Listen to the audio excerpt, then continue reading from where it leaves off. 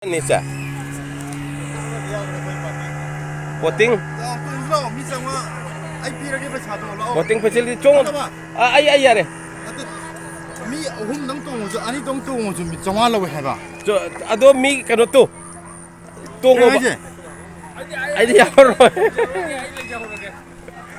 Boating facility. Lene. Yang bio.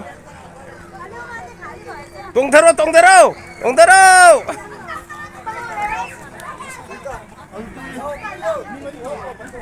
Yam nungai kare mafam se. One more. उधर जाएगा Sorry.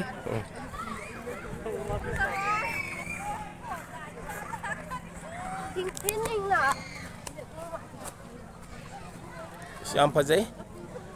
Galjang resort. Tong ba khoi ge cafeteria. Adagi angang singgi fan swimming pool tuan ba. Mai khal mai amam laikre. Sana bam.